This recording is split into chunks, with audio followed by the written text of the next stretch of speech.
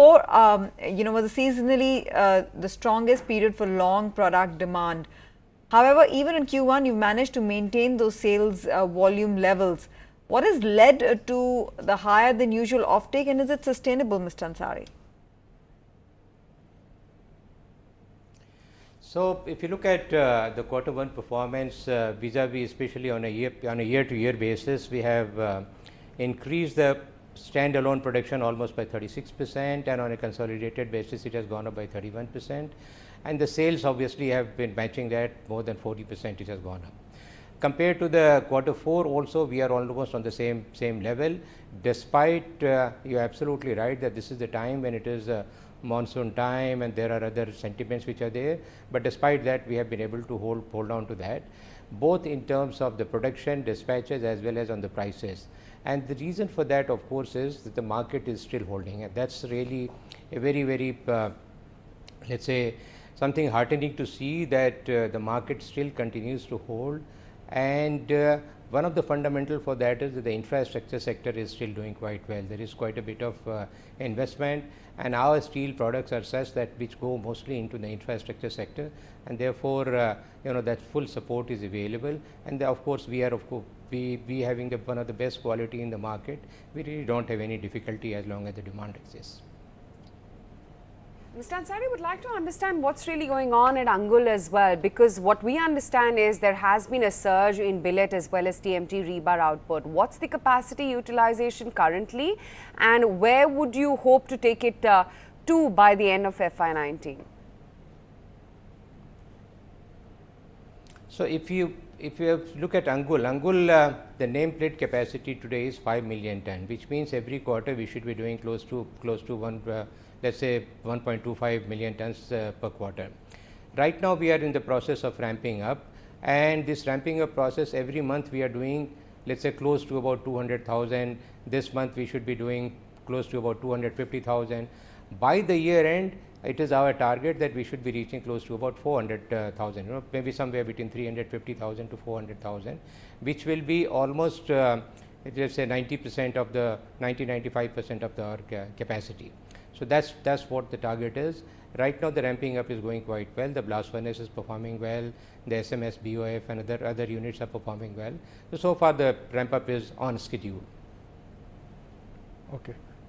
So what is your outlook on steel prices, and where could you see the TMT prices? But most of the primary steel producers, we understand, have extended their prices for July domestic business in Q4. They've also reported strong EBITDA margins aided to high steel prices. Do you expect this trend will continue?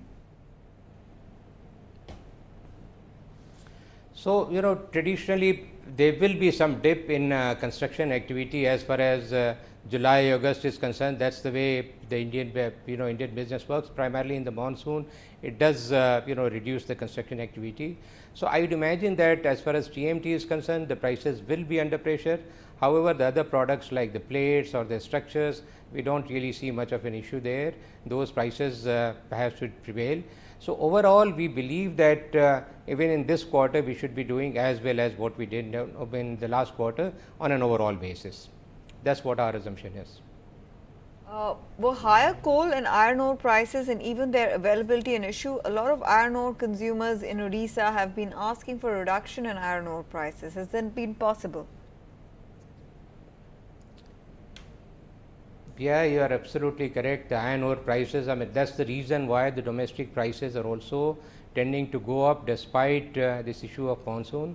The steel plants obviously cannot really afford to increase their costs and not be able to pass on to the consumer. So therefore the prices overall are going up. It's the logistics which is really playing a very important factor.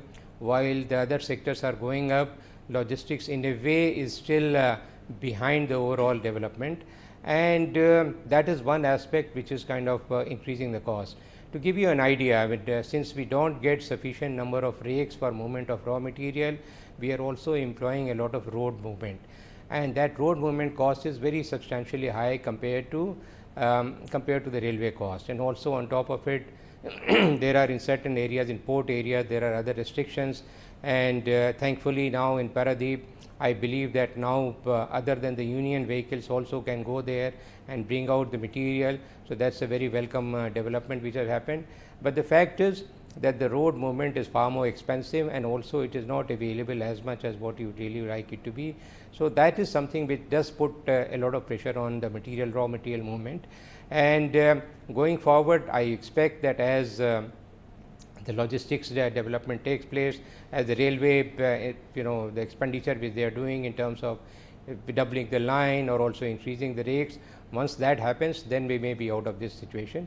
But currently, yes, it is a problem which is there.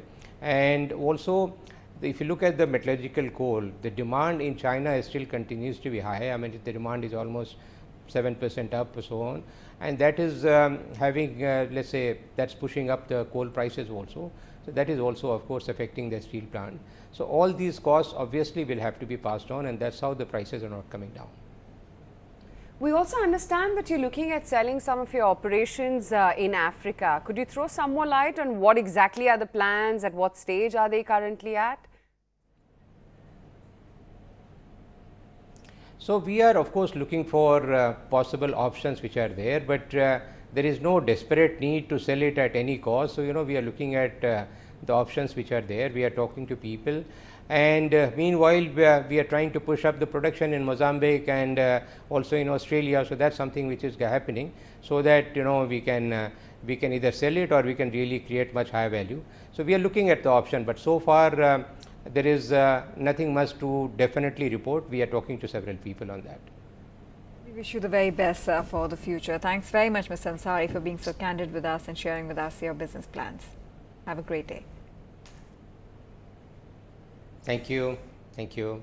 Okay, take a break then. When we come back, lots more lined up, an exclusive with the M&M management too. Stay tuned for that.